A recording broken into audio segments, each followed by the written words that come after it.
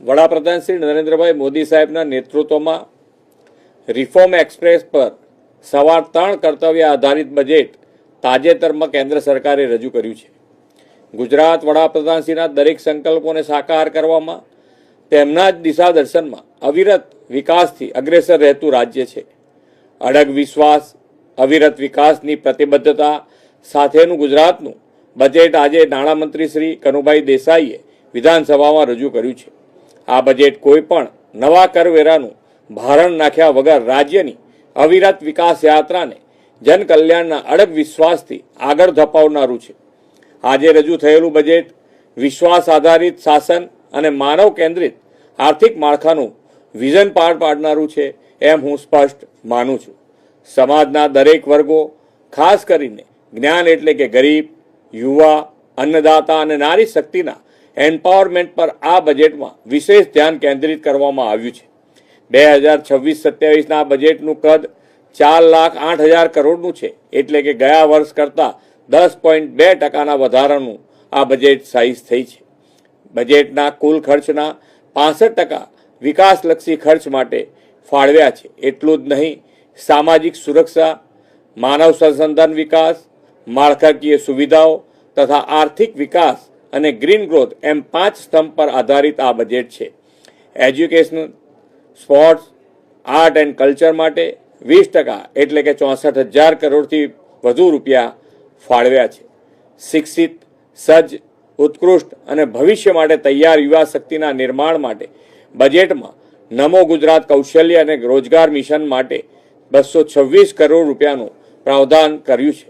આરોગ્ય, સુખાકારી, સામાજિક સેવાઓ માટે 19% તેમજ કૃષિ, સિંચાઈ, પાણી માટે, શહેરી વિકાસ માટે 11%ની ફાળવણી થઈ છે.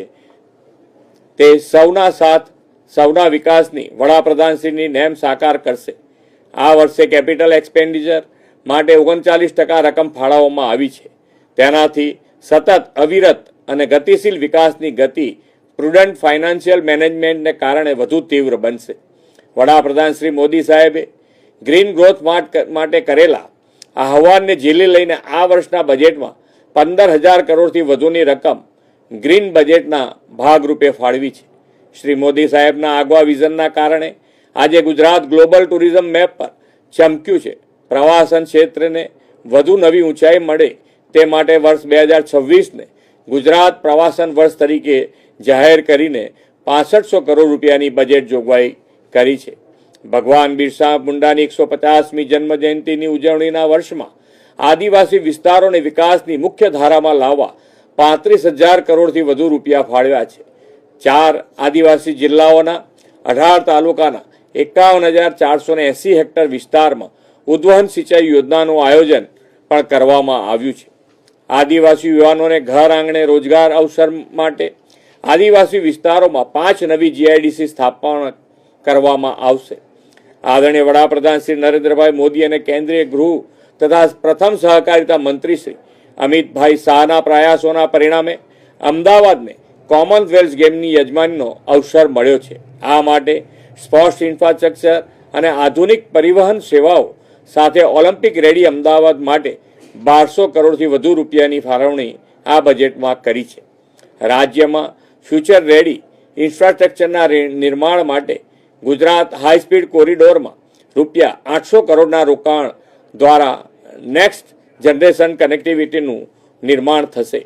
ક્લાઇમેટ રેઝિલન્ટ અને ન્યૂ ટેકનોલોજીનો માર્ગ માટે 600 કરોડ રૂપિયાની ફાળવણી કરવામાં આવી છે. હવેનો સમય એઆઈ અને ડીપ ટેકનો યુગ છે. ગુજરાતને એઆઈ અને ડિજિટલ ગવર્નન્સના ઇનિશિયેટિવના અગ્રેસર રાખવા 850 કરોડથી વધુની રકમ ફાળવી છે અને ડેટા ફ્યુઝન સેન્ટર તથા સેન્ટર ઓફ એક્સેલન્સની જાહેરાત કરી છે. રાજ્ય સરકારે 6 રિજિયનલ ઇકોનોમી માસ્ટર પ્લાનથી સંતુલિત આર્થિક વિકાસની નેમ રાખી છે.